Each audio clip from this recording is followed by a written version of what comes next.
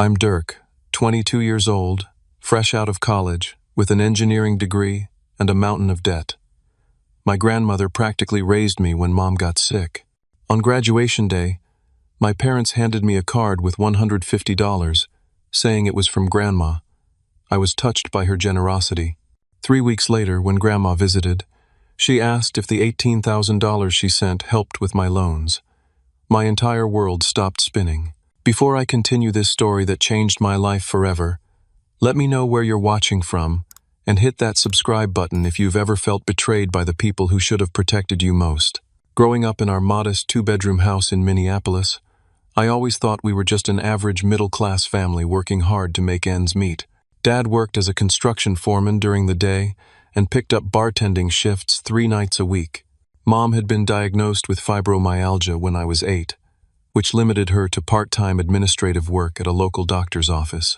They never bought new cars, rarely took vacations, and constantly reminded me about the importance of saving every penny. Money doesn't grow on trees, Dirk. Dad would say whenever I asked for something as simple as new sneakers or a video game, you need to understand the value of $1. My grandma Eleanor, Dad's mother, lived in Phoenix, Arizona, after retiring from teaching high school mathematics for 35 years. She visited us twice a year, usually around Christmas and during the summer. Those visits were the highlight of my childhood. Unlike my parents, Grandma seemed to understand that sometimes small indulgences weren't just wasteful spending but necessary joys.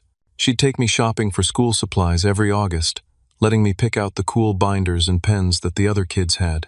A good education requires good tools, she'd tell me, winking as she slipped me an extra $20 when my parents weren't looking. Our little secret, she'd whisper. My parents had a strange attitude about Grandma's generosity. Whenever she offered to help with big expenses, they'd politely decline, saying they didn't need handouts. But I noticed they never hesitated to complain about bills when she was around. "Eleanor, you don't understand how expensive kids are these days," Dad would say, shaking his head over dinner. "Dirk's braces cost us $6,000 last year." Grandma would nod sympathetically, and within a week, she'd mysteriously send them a check that my parents would never discuss openly with me. I only discovered these transactions because I accidentally opened the mail once when I was 13 and saw a check for $3,000 with a note that said, "For Dirk's expenses." When I confronted Mom about it, she quickly took the envelope, saying, "Your grandmother is too generous sometimes. We're putting this in your college fund." I never saw any evidence of this college fund, but I was too young to question further. By high school, I understood our family's financial dynamic. My parents struggled, Grandma helped when they let her, and I was expected to contribute as soon as possible. I started working at 16, first at a grocery store and then waiting tables on weekends. By my senior year, I was working nearly 30 hours a week while maintaining my grades. Despite my hard work and several academic scholarships, the cost of my engineering degree at the University of Minnesota was staggering. Even with financial aid, I graduated with $65,000 in student loans. Throughout college, I continued working multiple jobs: campus IT support during the week, waiting tables on weekends, and tutoring whenever I could squeeze it in. My parents never contributed directly to my tuition, explaining that they simply couldn't afford it with Mom's medical bills. "This is how you build character," Dad would say. When I was your age, I was already supporting myself completely. Whenever I mentioned my mounting student loans to them, they'd brush it off. "Everyone has debt these days," Mom would say. "You'll pay it off once you get a good engineering job." Meanwhile, Grandma Eleanor called me weekly throughout college, always asking how I was doing financially. She'd send me care packages with homemade cookies, socks, and usually a $50 or $100 bill tucked inside a card. "For whatever you need, sweetheart," she'd write. I used that money for textbooks, groceries, and occasionally, when things were really tight, rent. I never told my parents about these gifts. Somehow, I knew they'd disapprove or, worse, suggest I hand the money over to them for safekeeping. Their constant lectures about financial responsibility made me feel guilty for accepting any help, even from my own grandmother. As graduation approached, my parents made it clear that the celebration would be modest. "We'll take you out to dinner, but nothing extravagant," Mom said. We need to replace the furnace this year.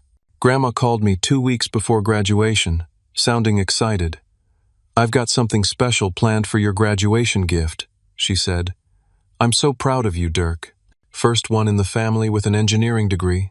I felt a surge of gratitude, but also anxiety. My first student loan payment would be due 6 months after graduation, and entry-level engineering jobs in Minneapolis were competitive. I was already applying everywhere, but had no solid leads. The weight of adult financial responsibility was settling heavily on my shoulders, exactly as my parents had always warned it would. Little did I know that my understanding of family, trust, and financial responsibility was about to be completely shattered. May 15th dawned bright and clear, perfect weather for graduation day. I woke up early, a mix of pride and anxiety swirling in my stomach. 4 years of sleepless nights, impossible exams, and juggling multiple jobs had led to this moment. I was the first person in my immediate family to earn a college degree, let alone in a field like engineering. My roommate Jake had already left for the summer, so I got ready in our empty apartment, carefully ironing my shirt and making sure my graduation gown wasn't too wrinkled. I took a moment to look around the place that had been my home for the past 2 years, knowing I'd be moving out within the week since I couldn't afford the rent without a full-time job. Mom and Dad arrived at 10, coming up to the apartment briefly before we headed to campus. Dad clapped me on the shoulder, the closest thing to physical affection he typically offered. "You clean up nice, son," he said, actually smiling for once. "Big day." Mom hugged me tightly, her eyes already teary. "Your grandmother wishes she could be here," she said, "but her arthritis is acting up, and the doctor advised against the flight." I felt a pang of disappointment. Grandma Eleanor had promised months ago that she'd make it to my graduation no matter what. "Did you talk to her this morning?" I asked. "No," Dad answered quickly. "She called yesterday while you were at your final, said to tell you how proud she is, and that she'll visit as soon as she can." The graduation ceremony was a blur of speeches, cheering, and the surreal feeling of walking across the stage to receive my diploma. When they called Dirk Thompson, Bachelor of Science in Mechanical Engineering cum laude, I heard my parents' voices rise above the crowd. For once, I felt like all the sacrifices had been worth it. After the ceremony, we met up with a few of my classmates and their families for photos. My parents seemed genuinely proud, posing with me and telling everyone how I'd worked my way through school. "Complete self-starter," Dad bragged to my advisor. "Never asked for handouts."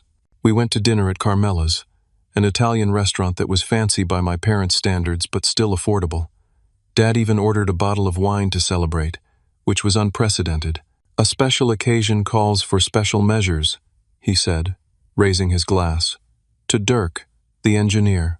Over pasta, my parents talked about their own college experiences, Mom's 2 years at community college before dropping out to work, Dad's night classes that he never finished. There was an underlying current in their stories. Life gets in the way of dreams. Practical concerns trump ambitions. I wondered if they were trying to prepare me for disappointment. As we finished our tiramisu, Mom reached into her purse and pulled out an envelope. "This is from your grandmother," she said, sliding it across the table. "She wanted us to give it to you today." The envelope was light blue, with my name written in Grandma's distinctive handwriting. Inside was a graduation card, with a watercolor painting of a mountain scene on the front. "Reach for new heights," it said. The message inside read, "Dearest Dirk, I couldn't be prouder of you. Your hard work and dedication inspire me. This is just a small token to help you start your new journey. All my love, Grandma Eleanor." Tucked inside the card were 3 crisp $50 bills, $150 total. "That's nice of her," I said, genuinely touched. While I'd secretly hoped for something that might help with my loans, I appreciated the gesture. Grandma lived on a teacher's pension, after all. Dad nodded. "She wanted to be here, but you know how it is at her age." That evening, I called Grandma from my apartment to thank her for the gift. She sounded tired, but happy to hear from me. "Did you have a wonderful day, sweetheart?" she asked. "It was perfect," I told her. "And thank you for the card and gift. I really appreciate it." There was a slight pause. "Oh, You're very welcome, Dirk. I hope it helps with everything. Something in her tone seemed off, but I brushed it aside. I'm thinking of using it for some professional clothes for interviews, I said. That's nice, she replied, sounding distracted. Listen, my arthritis has been terrible lately, but I'm planning to visit in a few weeks when I'm feeling better. We can celebrate properly then. I'd love that, Grandma. I miss you. I miss you too, sweetheart. And Dirk, I hope my gift helps with something significant. You deserve it after working so hard. After we hung up, I sat on my second-hand couch, staring at the three $50 bills. Something significant? It was a nice gesture, but hardly life-changing. Still, I knew Grandma meant well. The following week, I threw myself into job hunting, sending out dozens of applications and following up on every lead. I had 2 promising interviews but no offers. My meager savings from working through college was dwindling fast, and I needed to find an apartment I could actually afford.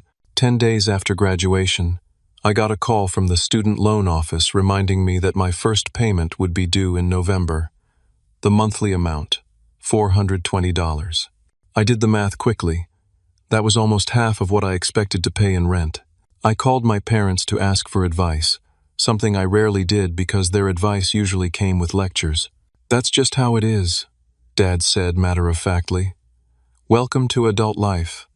You might need to take whatever job you can find for now, even if it's not in engineering. But I thought the whole point of getting a degree was to— The point, he interrupted, was to improve your prospects. But nobody owes you a job, Dirk. Your mother and I have always lived within our means, and you need to do the same. I ended the call feeling frustrated and alone. Later that night, Grandma called again. How's the job search going, sweetheart? Slow, I admitted. I might have to take something outside my field just to pay bills. That's a shame after all your hard work, she said. Did my gift help at all? Again, I was struck by her phrasing, as if she expected the $150 to make some significant difference. I'm saving it for now, I told her. Probably for a security deposit once I find a place I can afford. A security deposit? She sounded confused. Well, use it however you need to, Dirk. I'll be there in 2 weeks, and we can talk more then. As I hung up, I couldn't shake the feeling that something wasn't adding up. But with the pressure of finding both a job and an affordable place to live, I pushed the thought aside and focused on survival. By mid-June, nearly a month after graduation, my financial situation had gone from concerning to dire. After dozens of applications and 8 interviews, I finally landed a job not as a mechanical engineer, but as a technical support specialist at a small software company. The pay was $42,000 a year, significantly less than the $65,000 I'd expected with my engineering degree, but I was in no position to be picky. I found an apartment in a rundown building in northeast Minneapolis, a far cry from the modern units my classmates were renting downtown. The 1-bedroom unit had water stains on the ceiling, outdated appliances, and neighbors who seemed to argue at all hours, but the rent was only $875 monthly, the cheapest I could find without moving back in with my parents, an option I refused to consider. Moving day was humbling. Jake let me borrow his truck, and we loaded up my meager possessions, a futon, desk, the second-hand couch, and kitchen items I'd accumulated through college. As we carried the futon up 3 flights of stairs, the elevator was perpetually out of order. The reality of my post-graduation life hit me hard. Dude, this place is. Jake trailed off, clearly trying to find something positive to say. A dump, I finished for him. I know, but it's all I can afford right now. He looked uncomfortable. My offer still stands. You can crash at my parents' lake house while they're in Europe. It's empty all summer. I shook my head. Thanks, but I need to figure this out on my own. That was what my parents had always taught me. Independence above all else. Accept help, and you become weak. I was beginning to question this philosophy, but old habits die hard. My first day at the technical support job was mind-numbingly boring. My engineering knowledge was completely wasted as I walked customers through basic troubleshooting steps for 8 hours. My supervisor, Trevor, seemed to sense my disappointment. Most of us didn't plan to end up in tech support, he said during my lunch break. I have a master's in computer science, but the job market's tight. Stick it out for a year, get some experience, then try again for engineering positions. A year felt like an eternity, especially with my student loan payments looming. I'd done the calculations. After rent, utilities, food, car insurance, and loan payments, I'd have less than $100 left each month for everything else: healthcare, gas, clothes, any kind of social life. And that was assuming nothing went wrong. Something went wrong the very next week. My 10-year-old Honda Civic, which had been making concerning noises for months, finally gave out on my way to work. The mechanic delivered the grim news. The transmission needed replacement, costing $900. I can't afford that, I told him bluntly. He scratched his head. Well, I can try rebuilding parts of it instead of a full replacement. Might get you another year or so. That would be around $600. Even that reduced amount was impossible. I had exactly $742 in my checking account, and rent was due in 3 days. I called my parents, swallowing my pride. Car's transmission is shot, I explained. I need to borrow some money until my next paycheck. Dad sighed heavily into the phone. Dirk, we just put a new roof on the house. We're tapped out. I'm not asking for a gift, I clarified. Just a loan. $300 and I'll pay you back next month.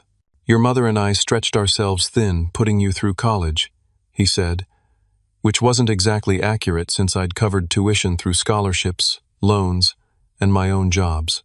This is part of being an adult. Sometimes you have to make tough choices. In the end, I put the car repair on my credit card, which already carried a balance from buying professional clothes for interviews. The interest rate was 24%. But I had no choice if I wanted to keep my job. For the next 2 weeks, I ate nothing but ramen noodles, peanut butter sandwiches, and the cheapest frozen vegetables I could find. I walked the 2 miles to work instead of taking the bus, saving $4 a day. I turned off the air conditioning despite the sweltering June heat and took cold showers to reduce my electricity bill. Each night, I'd sit at my rickety desk, updating my budget spreadsheet and watching my debt grow despite my best efforts. The entry-level engineering positions I'd dreamed of seemed to be vanishing. 2 companies where I'd interviewed told me they were implementing hiring freezes due to economic uncertainty. The physical and emotional toll was becoming unbearable. I lost weight, developed dark circles under my eyes, and found myself lying awake at night, calculating and recalculating figures, trying to find a mathematical solution to an impossible equation. My parents had always emphasized financial responsibility, but they'd never taught me how to handle this level of economic pressure.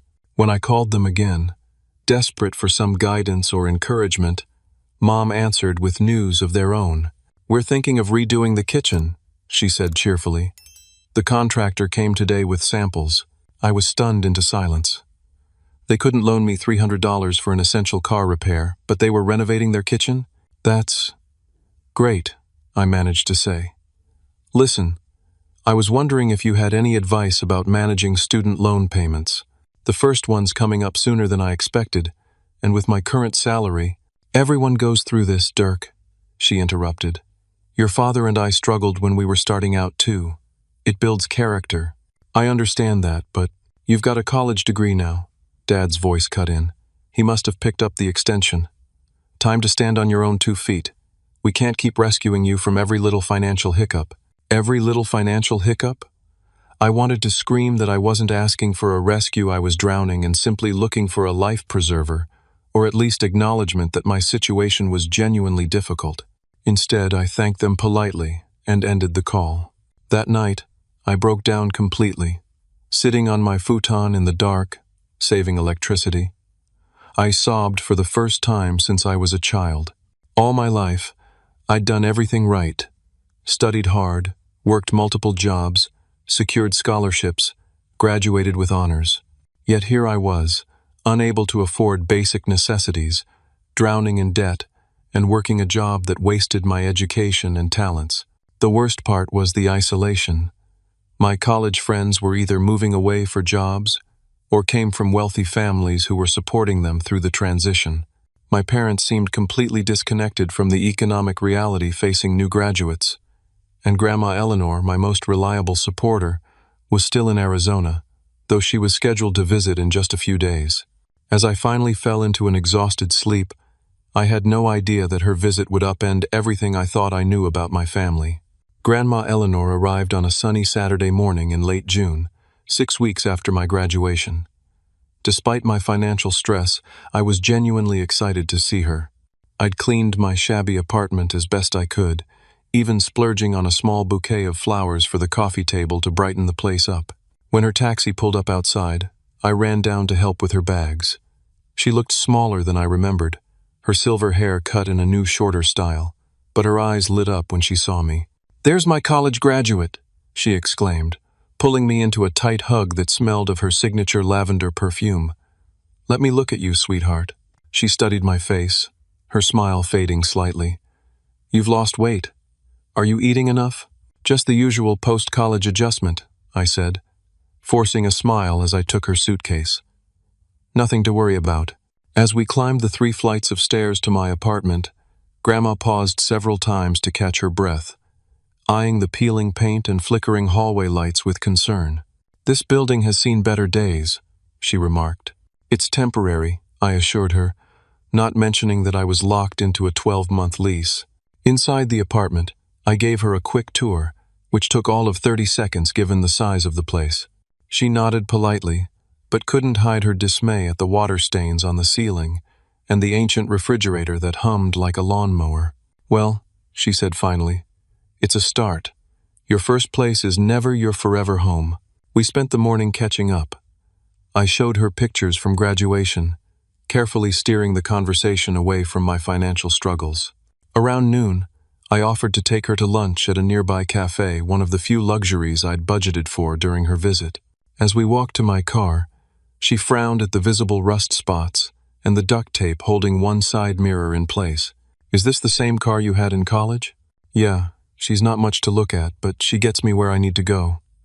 I didn't mention the recent transmission issues or how the check engine light had come on again yesterday. At the cafe, over sandwiches and iced tea, Grandma asked about my new job. I gave her the sanitized version, challenging, good experience, foot in the door without admitting how soul-crushing I found it or how inadequate the salary was for my needs. "And what about your engineering career?" she pressed. "That's what you studied for." I shrugged. "The market's tight right now. I'm still applying, but this pays the bills in the meantime." She nodded thoughtfully, then reached across the table to pat my hand. "I'm proud of you for making it work, Dirk.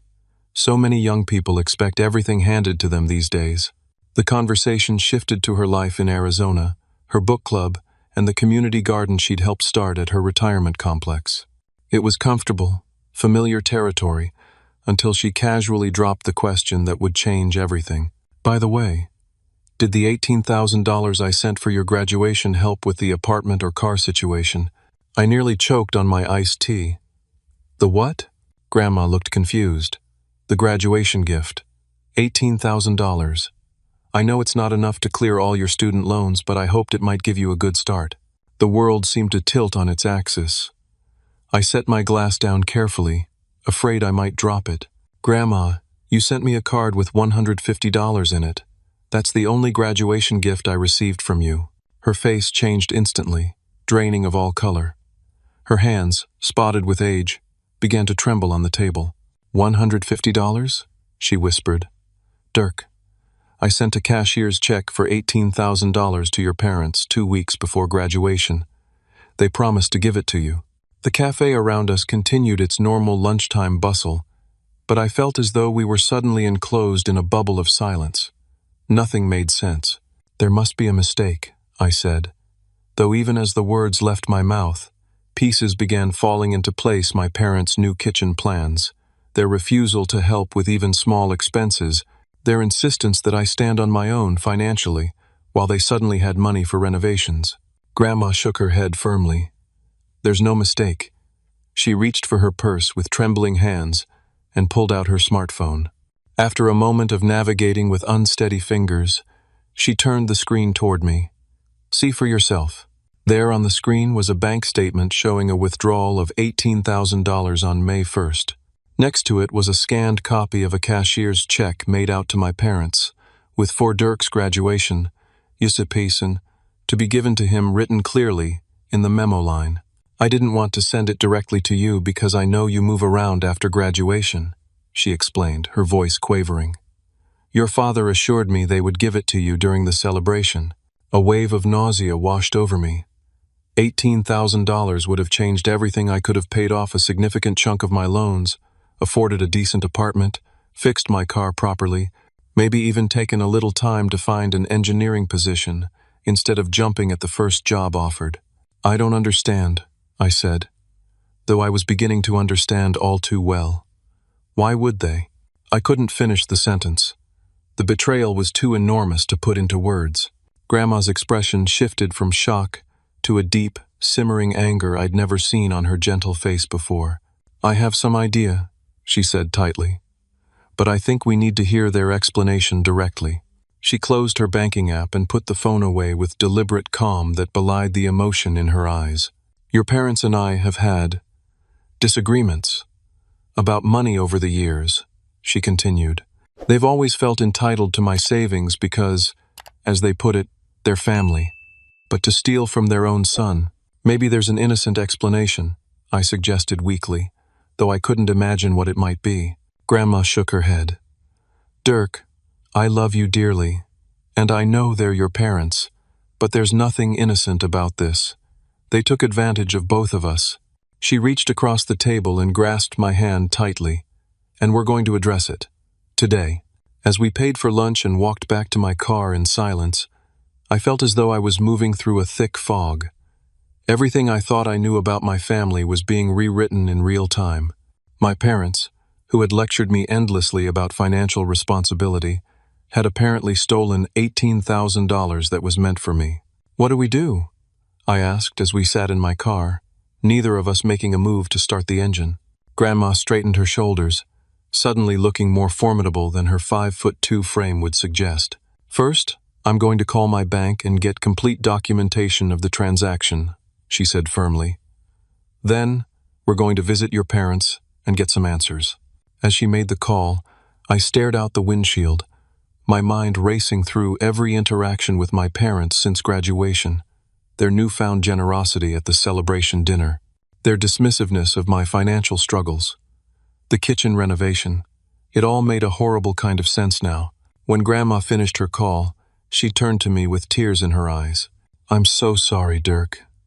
I truly thought I was helping you start your life debt-free. I had no idea they would do this. I nodded, unable to speak past the lump in my throat. In that moment, sitting in my run-down car outside a cafe I could barely afford, I realized we had both been betrayed by the people I had trusted most in the world. We stopped at a print shop on the way to my parents' house, so Grandma could print out the bank records her bank had emailed her. She was surprisingly tech-savvy for a woman in her 70s, navigating the self-service printing station with minimal help from me. I want everything documented, she explained as she organized the papers into a folder. Your parents can be creative, with the truth when it suits them. This was a side of Grandma Eleanor I'd never seen, methodical, almost calculating, as if preparing for battle. It made me wonder how many conflicts with my parents she'd endured over the years, without ever letting me see the tension. The drive to their house took 30 minutes, during which we barely spoke. I was still processing the magnitude of what had happened, while Grandma seemed to be mentally rehearsing what she would say. We need to stay calm but firm, she finally said as we pulled onto my parents' street. This isn't just about the money, Dirk. It's about trust and respect. My parents' house looked exactly as it always had, neat lawn, hanging baskets of petunias on the porch, American flag by the door. It seemed surreal that the people who lived in this picture-perfect home could have done something so profoundly dishonest. They weren't expecting us. Mom answered the door in gardening clothes, genuine surprise on her face. Eleanor, we thought you were coming next week. She hugged Grandma, then me. Dirk didn't mention he was bringing you by today. It was a spontaneous decision, Grandma said pleasantly. Is Thomas home? In the backyard, grilling. Come in, come in. We followed Mom through the house to the back patio, where Dad was tending to the charcoal grill, a beer in hand. He looked up and smiled broadly when he saw us. "Well, this is a nice surprise. Eleanor, you're looking great. Arizona sun treating you well?" Grandma accepted his quick hug. "The weather's been lovely, yes. You two hungry? I've got burgers about ready." "Actually," I said, finding my voice at last, "we need to talk about something important." Dad's smile faltered slightly. "Sounds serious. Everything okay?" We sat at the patio table, an uncomfortable silence falling over us. Mom brought out iced tea, chattering nervously about the garden and the neighbors and the weather, anything to fill the void. Finally, Grandma cleared her throat. "Thomas, Margaret, there seems to be some confusion about Dirk's graduation gift." Mom's hand froze halfway to her glass. Dad's expression remained neutral, but I noticed his knuckles whitening around his beer bottle. "What confusion?" he asked evenly. "I gave Dirk the card from you," Mom added quickly, "with the $150, just like you sent." Grandma's eyes narrowed almost imperceptibly. "That's the issue. I didn't send $150, I sent $18,000. The silence that followed was deafening. Dad took a long swig of his beer, while Mom suddenly became very interested in adjusting her napkin. "Where is the $18,000 that Grandma sent for me?" I asked directly, my voice surprisingly steady despite the thundering of my heart. Dad set down his beer bottle with deliberate care. "Eleanor, I think there's been a misunderstanding. You sent us a check to help with Dirk's education expenses, which we've been managing throughout his college years." "Don't lie to me, Thomas," Grandma said, her voice steel-edged but controlled. "The check was dated May 1st of this year. Dirk had already completed his education, and the memo line specifically stated it was for him, to be given to him at graduation." Mom jumped in, her voice high and tight. "We've put so much into Dirk's education over the years. Do you have any idea how expensive it's been? The supplies, the housing costs, the blondes." "I paid for my own education," I interrupted, anger finally breaking through my shock. "Scholarships, student loans in my name, and working 3 jobs. You haven't contributed to my tuition or housing since freshman year. We put a roof over your head every summer and holiday." Dad snapped. "Fed you, clothed you, supported you emotionally through all the stress. That's what parents are supposed to do," I shot back. "It doesn't give you the right to steal money that was meant for me." Dad's face reddened. "Watch your tone, boy. You have no idea what it costs to run a household, to deal with your mother's medical bills. Then be honest about needing financial help," Grandma interjected. "Don't steal from your own son. If you needed money, you could have asked me directly, as you have many times before." Mom began to cry, burying her face in her hands. "We've sacrificed everything for you, Dirk. Everything." The emotional manipulation that had worked so effectively throughout my childhood now felt transparent and hollow. I pulled out the bank documents Grandma had printed and laid them on the table. "Where's the money?" I asked again. Dad's defensive posture suddenly shifted to one of righteous indignation. "After everything we've done for you, this is how you repay us? Ambushing us with accusations?" "Just answer the question, Thomas," Grandma said. After a long, tense moment, Dad's shoulders sagged slightly. "We needed it." "For what?" I pressed. Mom looked up, tears streaking her mascara. "The medical bills have been piling up, and the house needed repairs, and the kitchen renovation?" I interrupted. "The one you were just excitedly planning while I was eating ramen for every meal because I couldn't afford groceries?" Dad's expression hardened. "You think you're the only one who deserves nice things? We've lived in this house for 25 years with the same damn Formica countertops while all our friends upgraded. One time, we wanted something for ourselves." The admission hung in the air, damning in its selfishness. "So you spent it," Grandma said flatly. "All $18,000. Money that was explicitly meant for your son, who is struggling with student debt and living in an apartment with water damage because it's all he can afford." "We were going to pay him back eventually," Mom offered weakly. "When?" I demanded. "After I've been eating ramen for 5 years? After I've ruined my credit trying to manage loans you knew I couldn't afford on my current salary?" Dad slammed his hand on the table. You're a grown man now, Dirk. Figure it out like the rest of us had to. The rest of you didn't have parents who stole your graduation money. I shouted back. Grandma placed a calming hand on my arm before turning back to my parents. This isn't the first time, is it? Dad's eyes darted to her, then away. What are you talking about? The checks I've sent over the years, supposedly for Dirk's college fund, the birthday money, the Christmas gifts. Grandma's voice was dangerously quiet. How much of that actually went to him? The guilty silence told me everything I needed to know. My parents had been intercepting Grandma's financial gifts for years, possibly my entire life. We're his parents, Mom finally said. We decide what's best for the family finances. The casual entitlement in her voice made something break inside me. All those years of struggling, of working to exhaustion while watching classmates enjoy their college experience, of denying myself basic comforts, because I thought my family genuinely couldn't afford to help. It had all been built on lies. You're thieves, I said, my voice barely above a whisper. You stole from me, and you stole from Grandma, while pretending to be responsible parents teaching me valuable life lessons. Dad stood abruptly, pointing toward the door. That's enough. I won't be spoken to like this in my own home. If you want to choose money over family, then get out. This isn't about money, Grandma said, remaining seated. This is about honesty and respect, neither of which you've shown your son or me. What do you want from us? Mom asked, tearfully. We spent the money. We can't just give it back. Actually, you can, Grandma replied.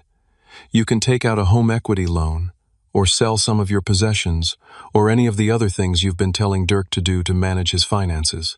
The money was legally his, sent to you as trustees, and you misappropriated it. Dad's face contorted with rage. Are you threatening legal action against your own family? If necessary, Grandma said simply. But I'd rather you do the right thing voluntarily.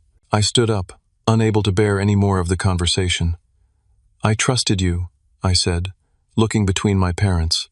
My whole life, I believed you were struggling financially, that you were teaching me important lessons about responsibility, but you were just selfish and greedy. Dirk, please, Mom sobbed. We love you. We just made a mistake. A mistake is forgetting to mail a check, I replied.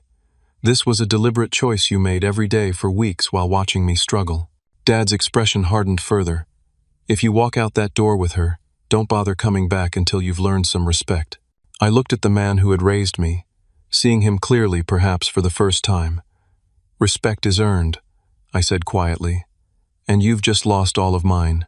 As Grandma and I walked out to my car, Dad shouted after us, You're choosing money over your own parents. Is that the kind of son we raised? I turned back one last time. No, I'm choosing honesty and integrity, apparently not values you taught me by example. The drive back to my apartment was silent except for Grandma's occasional sniffle as she tried to hide her tears. My entire world had just collapsed, and I had no idea what would happen next.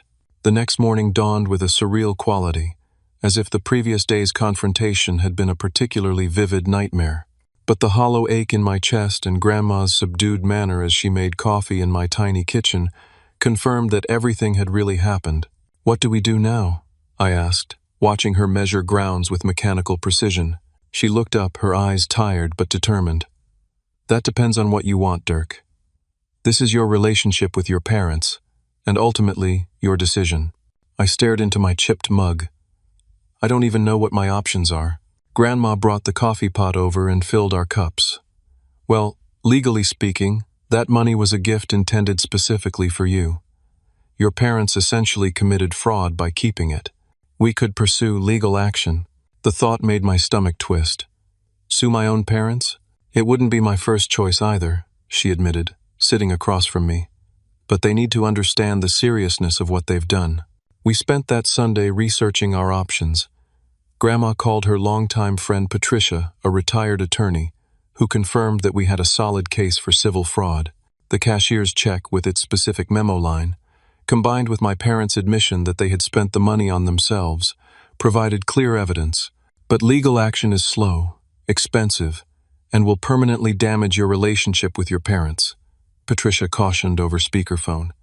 Consider whether that's a price you're willing to pay. After the call ended, I paced my small apartment, torn between righteous anger and family loyalty. I don't want to destroy my relationship with them, I finally said. But I can't just pretend this never happened either. Grandma nodded thoughtfully. What if I simply write you another check? Would that solve the immediate problem? Grandma, no, I can't ask you to do that. That's $18,000. She waved dismissively. I've been saving for your graduation since you started high school. This money was always meant for you, and I can afford it. But it's the principle, I insisted. They should face consequences for what they did. They will, she said grimly, one way or another. The following morning, while Grandma rested at my apartment, I went to work, trying to focus on technical support calls while my personal life imploded. Around noon, my phone lit up with a text from my mother. We need to talk. Please come over tonight. Just you. I showed the message to Grandma when I got home. It's a trap, she said immediately. They want to manipulate you without me there to intervene. Probably, I agreed. But I need to hear what they have to say. Grandma looked concerned but nodded. Just remember everything we discussed. Don't let them turn this around on you. I drove to my parents' house alone that evening, steeling myself for whatever emotional tactics they might employ. Mom answered the door with red-rimmed eyes, immediately pulling me into a hug I didn't return. Thank you for coming, she said, leading me into the living room where Dad sat stiffly in his recliner. Let's make this quick, I said, remaining standing. What do you want to talk about? Son, we've been doing some thinking, Dad began, his tone conciliatory but not quite apologetic. We realize we should have been more transparent about the money from your grandmother. Transparent? I repeated incredulously. You stole it. We borrowed it, Mom corrected quickly, for expenses that benefited the whole family. I'm not part of your household anymore. I haven't been for years. Dad leaned forward. Look, we're prepared to make this right. We can pay you back some of the money, say, $5,000 over the next year or so. Some of the money? It was all my money. Be reasonable, Dirk, Dad said, an edge creeping into his voice. We've put hundreds of thousands of dollars into raising you. This is just a drop in the bucket compared to that. It was the same old manipulation, repackaging their basic parental responsibilities as extraordinary sacrifices that I should be eternally grateful for. The check was made out to you as trustees, I said firmly. The memo line specifically stated it was for me. You had no right to spend it, legally or morally. And what are you going to do? Dad challenged. Sue your own parents? Drag the family through court? If necessary. Mom began crying again. How can you do this to us? After everything we've done for you? This conversation is going nowhere, I said, turning toward the door. Either return the full amount, or I'll be speaking with a lawyer. If you do this, Dad called after me, you're no longer our son. I paused, his words hitting me like a physical blow despite their predictability. Interesting that you think a parent-child relationship should be conditional on the child allowing themselves to be stolen from. The next few days passed in a blur of escalating hostilities. My parents called my aunt and uncle, my cousins, even a few family friends, painting me as a greedy, ungrateful son who was threatening to sue them over a misunderstanding. Some relatives called to berate me, others to try to mediate. The family was fracturing along lines of those who enabled my parents' behavior and those who saw through it. Grandma, meanwhile, was furious. This is exactly what they've always done. She fumed after my cousin Jason called to tell me I was breaking my mother's heart. They're mobilizing the family to pressure you instead of taking responsibility. A week after our confrontation, we consulted with an actual attorney, a young woman named Alicia, who specialized in family financial disputes. You have a strong case, she confirmed after reviewing our documentation. But family lawsuits are messy and emotional. Are you prepared for that? I looked at Grandma, who squeezed my hand supportively. What if we sent a formal letter from your office first? I suggested. Maybe the threat of legal action will be enough. Alicia nodded. We can draft a demand letter stating the facts and requesting full repayment within 30 days, after which we'll file suit. That afternoon, Grandma did something I hadn't expected. She wrote me a check for $18,000. I'm not replacing what your parents took, she explained as I stared at the check in shock. This is a separate gift, to help you get established properly. What your parents did was wrong, and they still need to make restitution. Grandma, I can't accept this, I protested. You can, and you will, she said firmly. I'm not going to watch you suffer in that awful apartment with that terrible job while we wait for your parents to do the right thing. Tears filled my eyes. I don't deserve you. Of course you do, she replied simply. Family is supposed to support each other.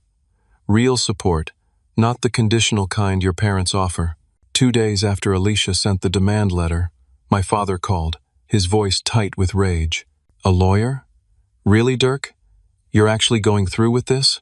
You gave me no choice, I responded calmly. Return the money, and the legal action stops.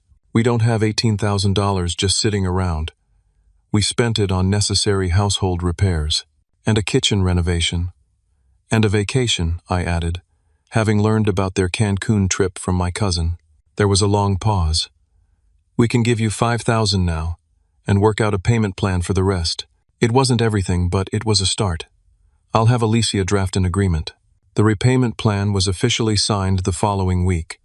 $5,000 immediately, followed by monthly payments of $500 until the balance was repaid with interest. My parents signed it without looking at me, their faces masks of resentment. As we left the attorney's office, Dad muttered, I hope it was worth it, destroying your family over money. I turned to face him fully. You destroyed our family when you chose dishonesty over integrity. This is just the consequence.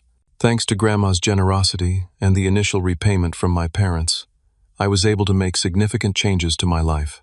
I put a down payment on a reliable used car, moved to a safer apartment, and had enough breathing room to continue my engineering job search without the suffocating pressure of immediate financial ruin. Most importantly, I began therapy to process the betrayal and manipulation I'd experienced throughout my life. Each session helped me recognize patterns of control and emotional abuse that I had normalized, believing they were just my parents' way of teaching me responsibility. Grandma extended her visit indefinitely, eventually finding a small apartment near mine. Arizona is too hot anyway, she declared. I'd rather be near my favorite grandson. My relationship with my parents remained strained, contact limited to formal emails about payment schedules. Some family members gradually came around as the full story emerged, while others maintained that I should have kept family business private and forgiven the theft without consequences. Through it all, I kept reminding myself that standing up for myself wasn't selfish or greedy, it was necessary for my own healing and growth. The money had never been just about the money. It was about truth, respect, and breaking a cycle of manipulation that had controlled me for too long. 6 months after the confrontation with my parents, my life had transformed in ways I could never have anticipated. Thanks to Grandma Eleanor's support and the enforced repayments from my parents, I had paid off a significant portion of my student loans, reducing my monthly payments to a manageable amount. I'd found an engineering position at a renewable energy startup, where my skills were valued and my salary reflected my education and abilities. My new apartment, while still modest, had functioning appliances, no water damage, and neighbors who didn't scream at each other at 3 in the morning. But the most profound changes were internal. After 22 years of believing I was never quite good enough, never quite responsible enough, never quite deserving of support or comfort, I was learning to trust my own perceptions and set healthy boundaries. My parents continued making their court-ordered monthly payments, though rarely on time and never without some passive-aggressive note attached. Hope this helps with whatever luxury you're enjoying this month, or another sacrifice we're making for you.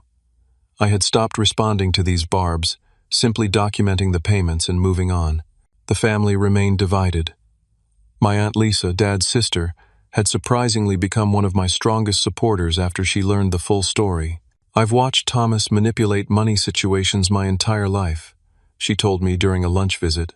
He borrowed $3,000 from me in 2009 and conveniently forgot about it when I asked for repayment. I'm sorry it took this for me to speak up. Grandma had become a regular fixture in my life, coming over for Sunday dinners and occasionally accompanying me to my therapy sessions when I needed extra support. "I should have seen what was happening years ago," she said one evening as we washed dishes together. "All those gifts I sent that you never seemed to receive. I just assumed you were being a typical teenager, not expressing gratitude." "You couldn't have known," I assured her. "They were very careful to control all communication between us. Still, I feel responsible. If I'd been more direct about the money instead of sending it through your parents, then they would have found other ways to manipulate the situation," I finished for her. "This isn't your fault, Grandma. My therapist, Dr. Mariana Santos, had been instrumental in helping me recognize that my parents' behavior reflected their issues, not my worth as a person or a son. Financial abuse is a form of control," she explained during one session. "By keeping you financially dependent and insecure, they maintained power over your choices and your narrative of self." "But why?" I asked, still struggling to understand. "They're my parents. They were supposed to want what's best for me. Some parents see their children as extensions of themselves rather than autonomous individuals," she replied. "Your success threatened their narrative of constant struggle and sacrifice. Your independence meant losing control." These insights helped me begin the long process of forgiveness, not for my parents' sake, but for my own healing. Forgiveness didn't mean resuming the old relationship or pretending the theft hadn't happened. It meant releasing the consuming anger that had initially driven me, the obsessive replaying of every manipulative interaction throughout my childhood. Around the holiday season, my parents reached out through my Aunt Lisa, asking if I would join them for Christmas dinner. "They're making an effort," Lisa said cautiously. "It might be a start." I considered declining outright, but Dr. Santos encouraged me to establish clear boundaries instead. "You can attend on your terms," she suggested, "perhaps with your grandmother or aunt present as support, with a set time limit, and with certain topics off-limits." So I agreed to a 2-hour Christmas lunch, with Grandma accompanying me, and with the explicit understanding that financial matters would not be discussed. It was awkward and tense, with Mom alternating between excessive cheerfulness and wounded silence, while Dad maintained a formal politeness that never quite reached his eyes. But there were moments brief, fragile moments when something like genuine connection flickered between us. Dad asked about my engineering work with actual interest. Mom showed me her new watercolor painting hobby without turning it into a story about sacrifice.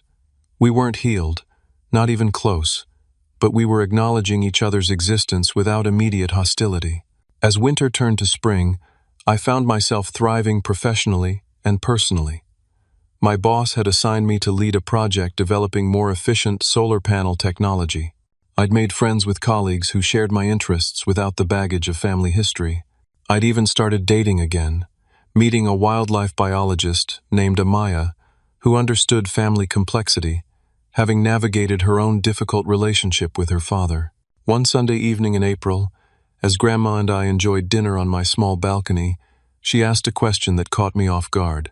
"Do you regret it? Standing up to them? Getting lawyers involved?" I considered this carefully. "No," I finally said. "It was painful and messy, and some relationships may never recover.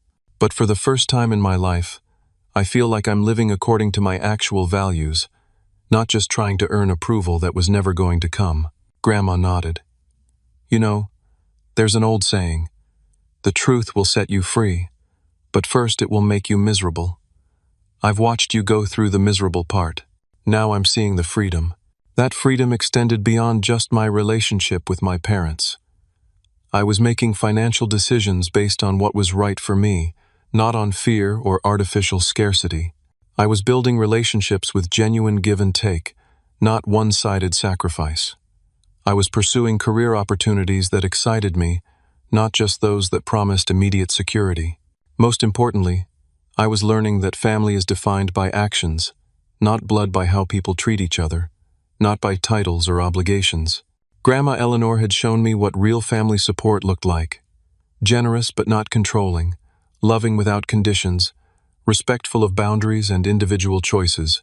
The money that had initially sparked the conflict had long since been spent or invested, but its true value had been in the harsh light it shed on relationships that had been built on manipulation rather than love.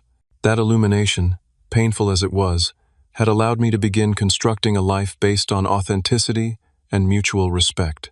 As the sun set over the city skyline, casting golden light across our simple dinner, I realized that some betrayals, while devastating in the moment, ultimately forced growth that would never have happened otherwise. My parents had taken money that was rightfully mine, but in standing up to that injustice, I had reclaimed something far more valuable: my autonomy, my self-respect, and my right to define family on my own terms. I think, I told Grandma as we clinked glasses in a small toast, that sometimes the most difficult paths lead to the most necessary destinations. Have you ever experienced financial betrayal from someone you trusted? How did you handle it? And what boundaries did you establish afterward? Share your stories in the comments below, and don't forget to like and subscribe if this resonated with you. Remember that standing up for yourself isn't selfish. It's an essential form of self-care. Thank you for listening to my journey, and I hope it helps anyone facing similar challenges to find their own path to healing and wholeness.